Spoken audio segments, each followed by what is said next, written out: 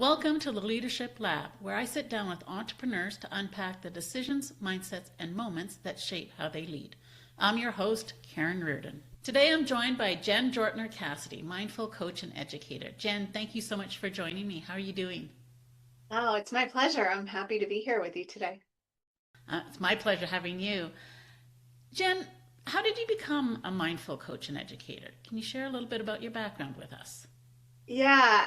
I don't think my story's all that rare. I got burnt out. That's what led me to it. So I had had the opportunity to study mindfulness when I was working at LinkedIn. At the time, we actually had I think VP, I think it was a VP title or director maybe of mindfulness and compassion, and so I was able to kind of volunteer on his team. He didn't have a paid team. He had people who had their day jobs and then volunteered to help them out with some things. But through tuition reimbursement, I was able to get my certificate in mindfulness studies from Lesley University, which really kind of transformed the way I think about the world, look at the world. um, and then in 2022, to make a very long story short enough to fit in the time that we have today, um, I had left LinkedIn. I had taken a different job at a startup thinking like, oh, this will be kind of a fresh start and I want to get back to the startup world. And I realized at that point, like, I'm not functioning. I need to acknowledge the burnout that I'm in before I can even begin to do something like this. So I stepped away from that sort of. I stayed on as a contractor part-time, which was nice because I was able to help with some things at that company without having the kind of the burden of full-time work, which I wasn't up for at the time. Found myself a somatic therapist, talked to someone who was a coach who absolutely blew my mind. And I had wanted to do a coach training for quite some time, but I didn't have the space for it. And I said, this is my chance. I have the space for it now because I'm only working 10 hours a week, and I'm really stepping into this place of like replenishing, I think is the word I would use. And so that allowed me to go through the coach training program with IPEC. And in my practice, what I've really tried to do is incorporate mindfulness, the way I view mindfulness, into the way that I coach. So, how do you view mindfulness? What does that look like for you? Really being present and aware in every moment. I think sometimes we look at mindfulness and we think just about meditation. And I'm all for having a meditation practice. I have one. Um, but mine is it's almost like chaos meditation. Like I'm not. I get really aggravated when we see these images on Instagram or LinkedIn or wherever you might look. It's like someone in the perfect clothes, sitting perfectly still on a mountaintop in Nepal. Like that's not what it looks like for me. What it looks like for me is like, yes, sometimes I might sit in something that looks sort of like a formal practice. I also practice a lot of walking meditation because I can't sit still. Um, I try to practice mindfulness when I'm doing the dishes or when I'm drinking my coffee in the morning. I feel like it's so important in this world where we're constantly distracted, and these things have made us think that, and I say this with so much love, make us think that we're more important than we actually are. Like, unless you are a first responder, like the way we're talking right now, I'm not, that's on do not disturb. I'm not looking at that. There's really nothing that could come up. There's very few things that would come up that would result in me interrupting the conversation that we have here right now. So that is my commitment to any client I'm working with in any capacity, that I will be fully present with you. And if there's some reason I can't be, then I'm going to let you know ahead of time, and we'll figure out what that looks like. So, how do you think that impacts you as a leader and as well as your clients? So in addition to my one-on-one coaching work, which is more in the realm of like working with individuals doing life coaching, I also stepped into some new work last year that I'm continuing to do this year in the automotive industry. I know, over something completely different. Um, and I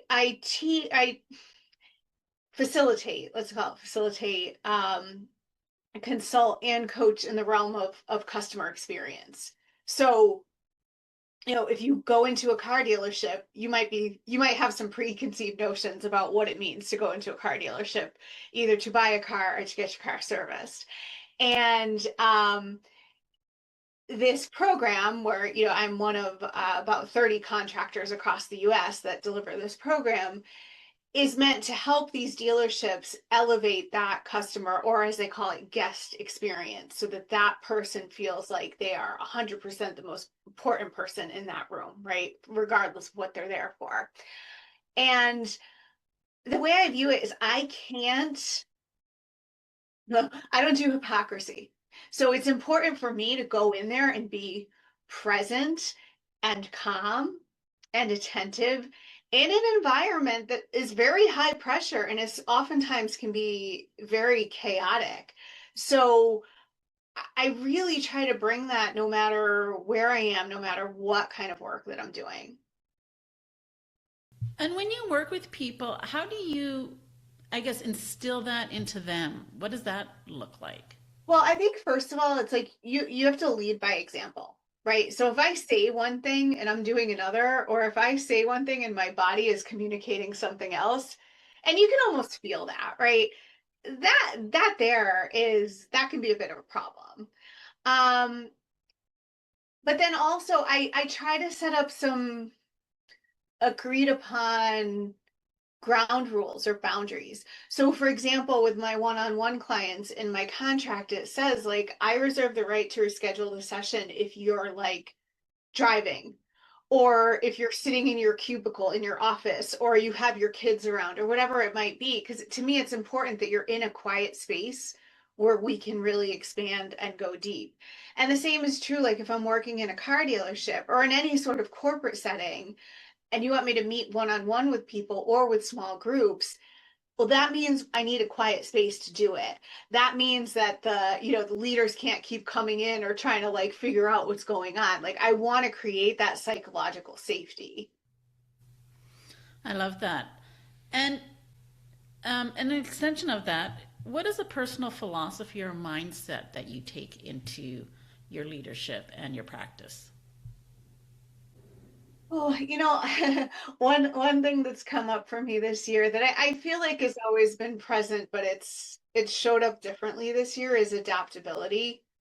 I mean, we can go to school, we can get degrees, we can get certifications, we can read books. Like I have books upon books, right? Um, when you get into the moment, when you get into the environment, you don't know what's going to happen. And so one of the most skillful things you can do as a leader is just to be able to roll with it. So a few years back, which I think ultimately led to my burnout, but um,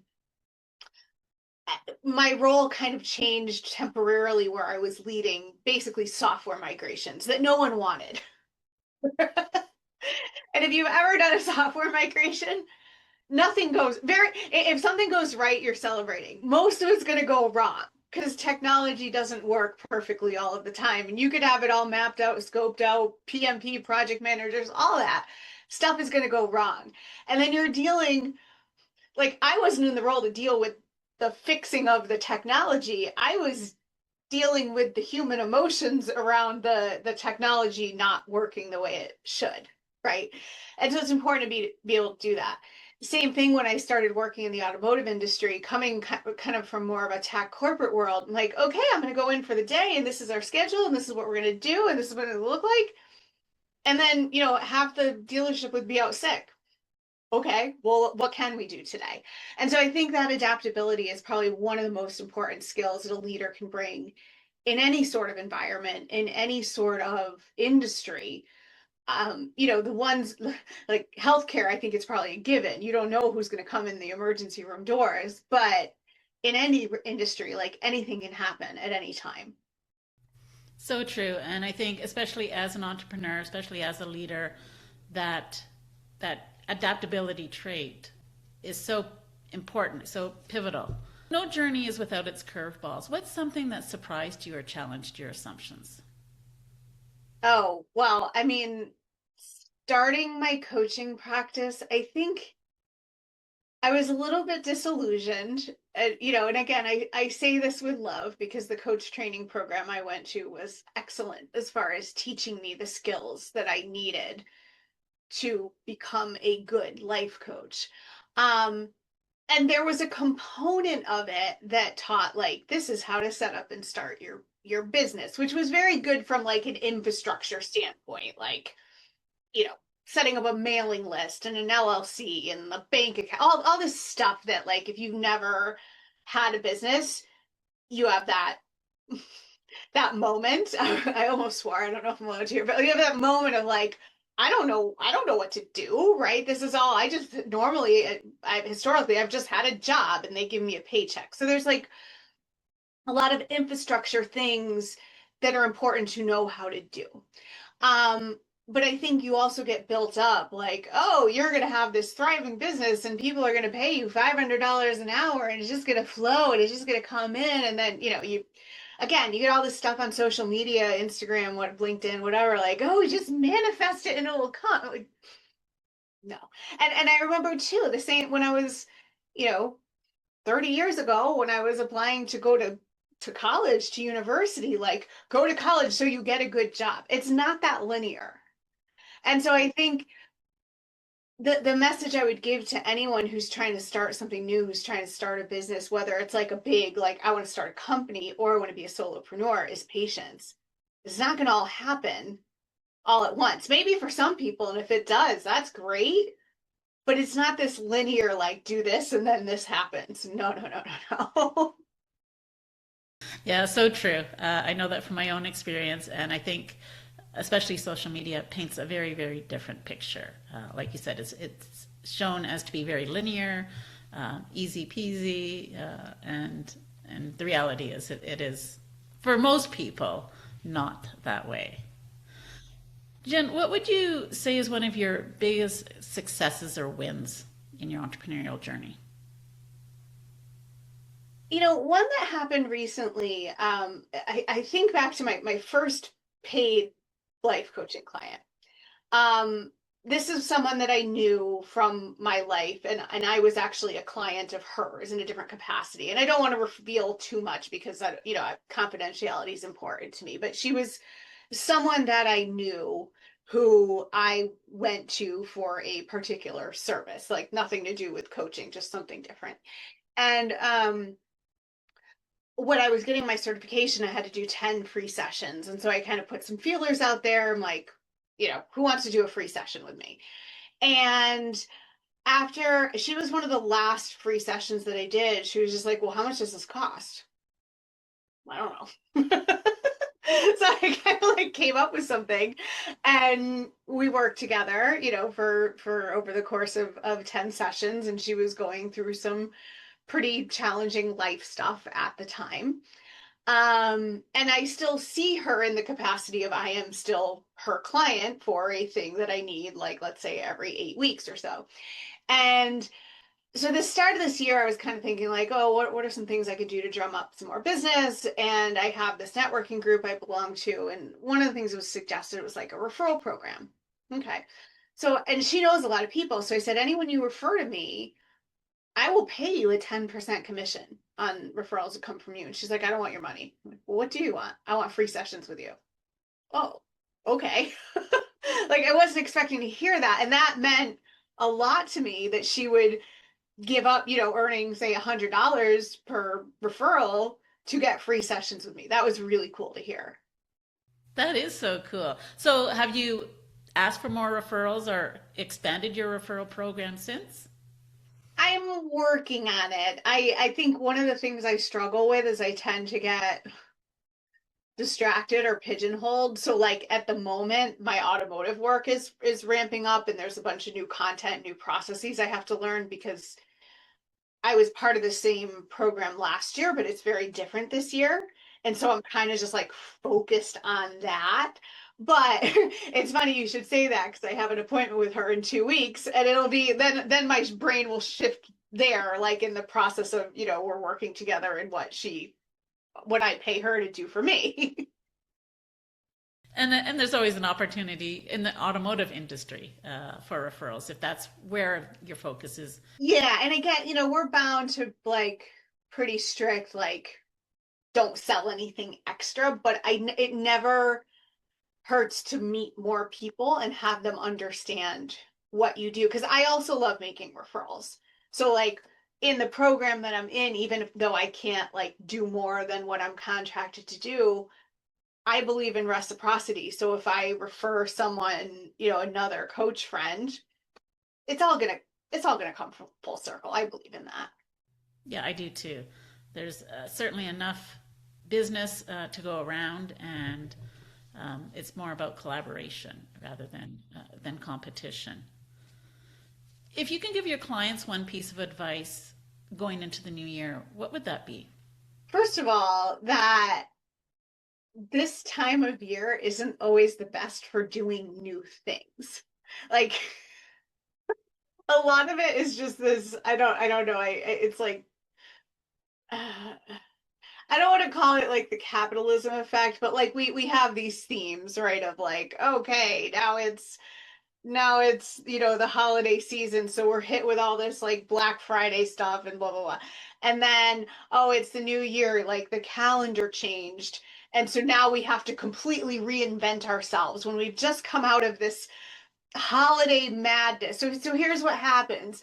December hits, right? We're getting ready for whatever the holidays mean to us. And it's especially demanding on people, and this is not me, but I witness it, people who have younger kids, because there's such an expectation of like, you got to move the elf and Santa's got to come and it's got to be perfect and it's got to be a Hallmark movie. And then, maybe we have some time off from work where we can just catch our breath, but it never seems to last long enough. And then we go back to work, say on the 5th of January, after, picture like going to the gym after not going for 6 months.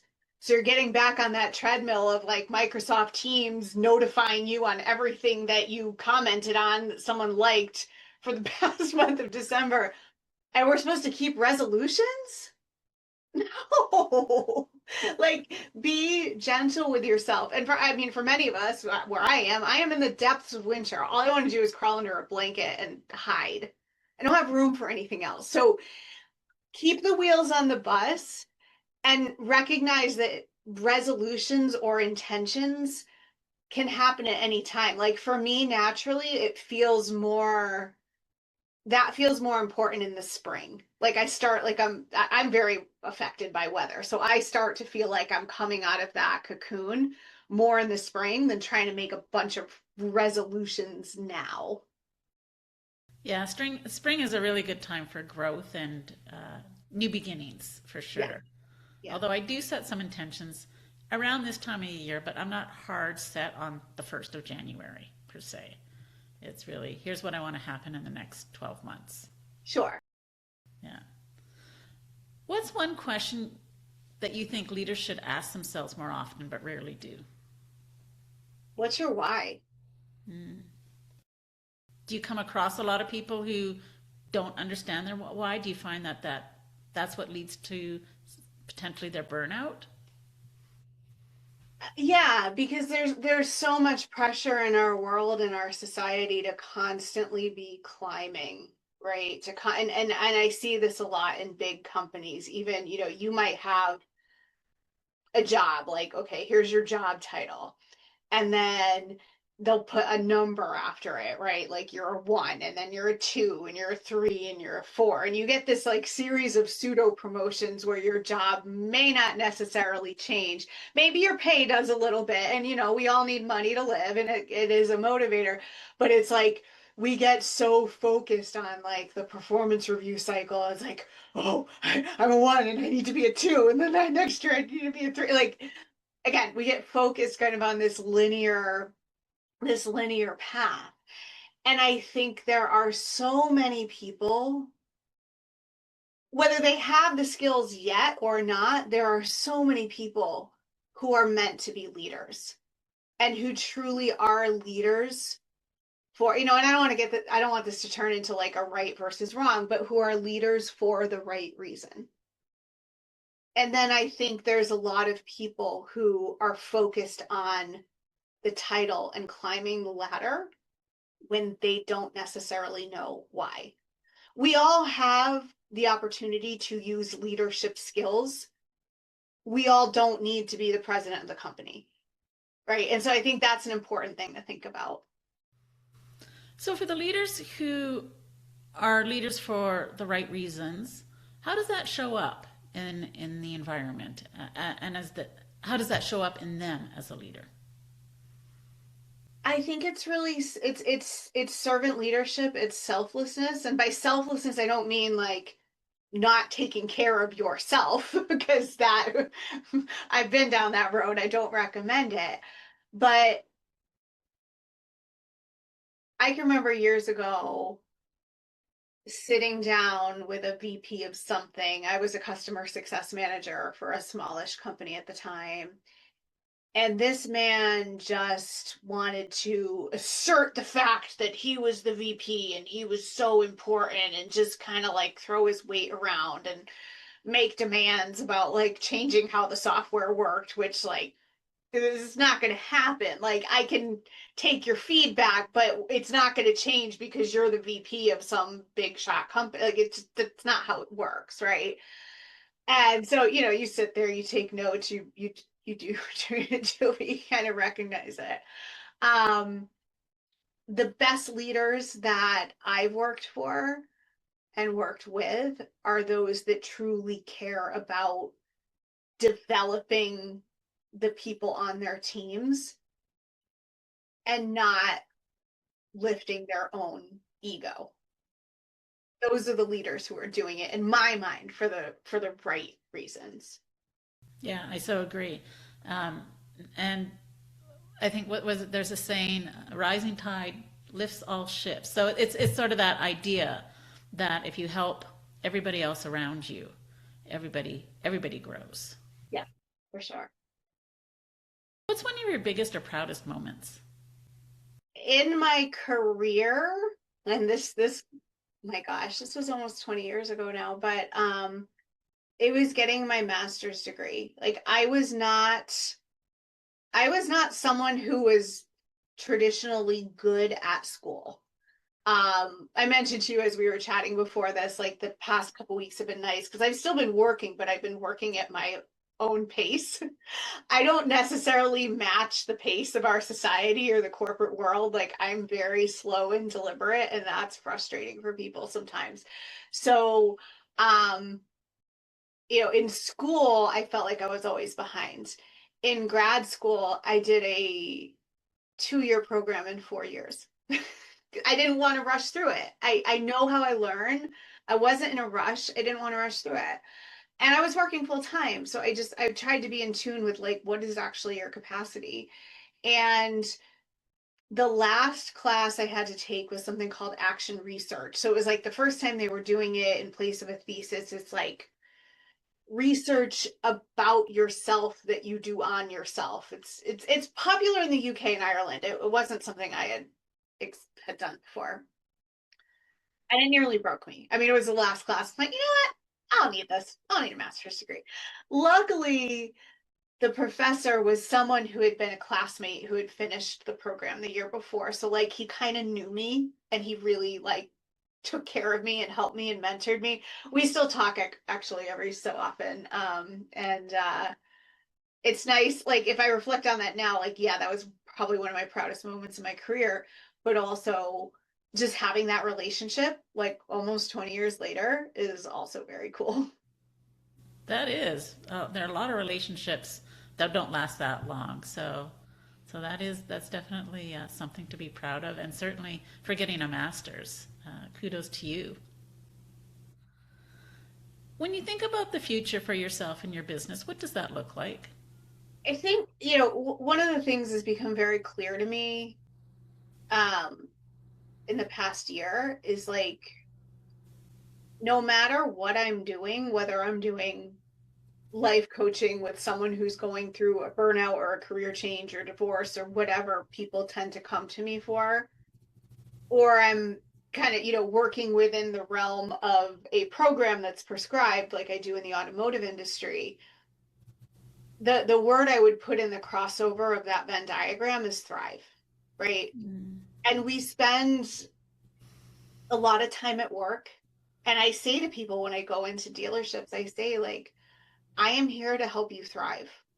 I'm not on anyone's side. I'm not like on management side. I'm not on, the people's, like, I'm on everyone's side. I want everyone to thrive because you spend a lot of time at work.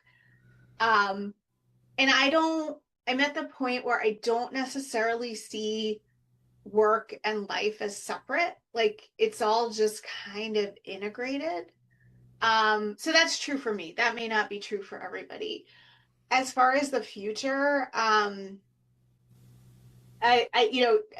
think one of the things that can be so brilliant is like being able to choose, like having this menu of like, this is where all my work's going to come from, and these are the things I'm going to choose. I'm not quite there yet. Um, I'd love to be in a position where, 5, 10 years from now, I'm working from my camper van and not in New England in the winter. So that's a goal of mine, and we'll see. I love that goal. I think that's an amazing goal. Uh, be on the road, go somewhere warmer for sure. Yeah, yeah, Get yeah, up and leave. yeah.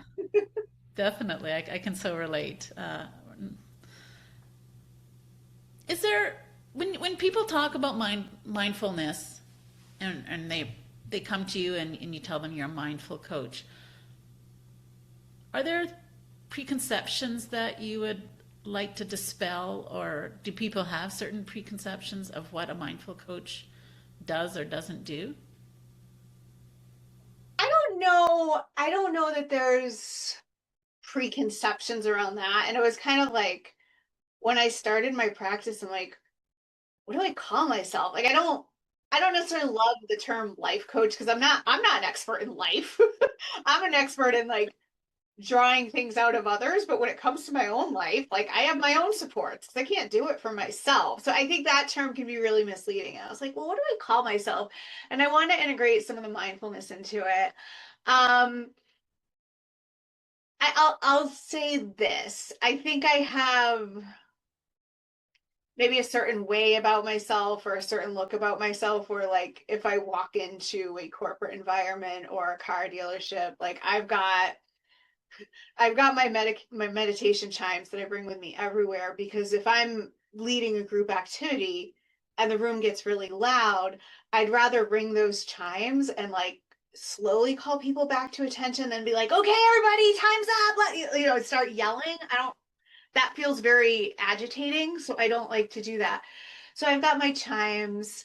I've got, some essential oils spray to help me open my throat chakra. I've got like essential oils to just kind of support me throughout the day because it's a long day.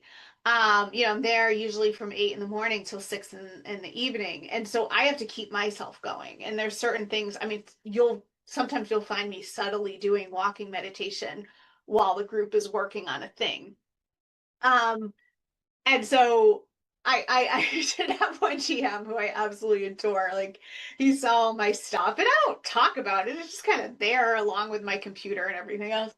What is all this stuff? Oh, if you ask me, I'll tell you.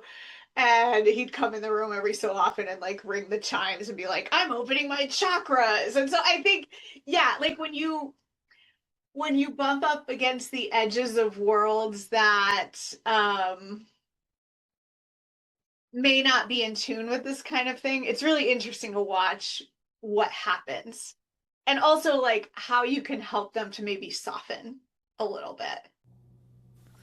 So, what does that look like, and how do you help them soften? I think it comes down to giving space. Um, Especially those who are not used to having space. And this is one of the reasons like I mean, I have to adapt to whatever environment that I'm in, but I always try to have a room that's private to work in where like we're not going to have a lot of interruptions. Sometimes it's inevitable that we do, but Yeah, I had a dealership I was working with where we had had like our end of day meeting. One of the managers was unable to make it, and he texted me like I had worked with him. This was like my last visit for last year, so we knew each other. He was very apologetic. I was like, "Don't worry about it. Like you'll get the follow-up email, no worries." And I was about like this was my actually I think the last place I was going for last year. Like I was ready, I was wrapping up, like packing up my stuff, and he comes running up, like running out, like out of breath, and he was just like, "Oh, did I miss it? I'm so sorry." And I was like, "Yeah, it's okay." Um, and then there were some things going on, like certain dynamics between him and other people, um, certain I think things on his mind from his personal life, and this was unscripted. This was not part of the program, but I gave him the space to just speak and vent. And then I'd come very gently, like either with a question or like, can I offer something here that might potentially be a solution you can think about? Um, yeah, it's space in a place we're not trained to create space. We're trained to just like be machines. um, and there's certain environments where there's not often an opportunity for space. So if I can create that just for the day that I'm there, then I'm gonna do all that's in my power to do it. I love that. I think on that note of creating space is allowing for silence, Oh, right? absolutely. Yeah. Right. I think they go hand in hand. I think there's I don't know, an expectation or some sort of, yeah, expectation that, oh, we need to fill every space. If you could give yourself a piece of advice earlier on in your career and your entrepreneurial path, what would that be? If I think earlier in my career when I was doing like a lot of basically software training, like under the title of customer success, but it was more software training at that point. Um, and I had like everything was so linear, and I was so worried about like, am I going to cover all the things? Am I going to do it right? And I had a mentor say to me like, no matter what, you're at the front of the room. You know more than them. They're not going to know if you miss something. They're not going to know if you skip something. If you explain something wrong or give a wrong answer, like, yeah, try not to do that, but just own up to it after. Like it's not that big of a deal. Um, and then, I think when I started my business again, I had this very like linear vision of how it was going to go, and it has not gone that way at all. um, so I think we have to have a certain level of, well, I guess like kind of have the stomach for just not knowing. Like we want to know what is the plan. We want to know like, have we met these milestones? Like, I don't know what's going to happen next month, 6 months from now. I'm going to do the things that I believe will lead me down the path I want to go. Doesn't mean they're going to work out the way I hope they will. And if they don't, it's probably for the better. There's probably something better along that path as well. I think Yeah. it's easy to get caught up into thinking that this is the right path or the best path, um, and it may or may not be. And like you said, to your point, you don't know until you start walking it, and something Yeah. else may come up. And in fact, like there was a program last year that I really wanted to launch, and I worked on it, and I did get a little distracted, but I worked on it throughout the year and it just never really picked up any steam. And at the end of, well, in December, I was like, you know what? If I don't have this many people sign up for it by the end of the month, I'm going to let it go. And that's what happened. And it almost feels like such a release to just let it go. There's another iteration or version of it that's like there's a seed in my mind that already feels like way more in alignment with what makes sense now. So yes. Yes to that. And of course, you only see that in hindsight. So, Right, exactly. We can't possibly know. which is probably it's good. It's just as well. But I think, and certainly for myself, there have been times where it's hard to have faith in the unknown or trust in not knowing what's coming, especially as an entrepreneur and a business owner for sure. Jen, thank you so much for sharing your story with us. Where can listeners find you online? So on LinkedIn, I'm Jen Jortner Cassidy. I also, on my LinkedIn featured section, I have a link tree with all the places that I exist. My website is jenjortnercassidy.com, and then from there you can go to, I'm on Instagram, Facebook, and YouTube. So that's probably the easiest way to say it in a verbal format. I'll leave it at that. Perfect. And we'll have those links in the show notes below. And thanks again, Jen, for joining me on the Leadership Lab. It's been a real pleasure speaking with you. Thanks, Karen. Thank you for spending your time with me today on the Leadership Lab podcast. My hope is that this conversation sparked a new perspective or reinforced something you already knew.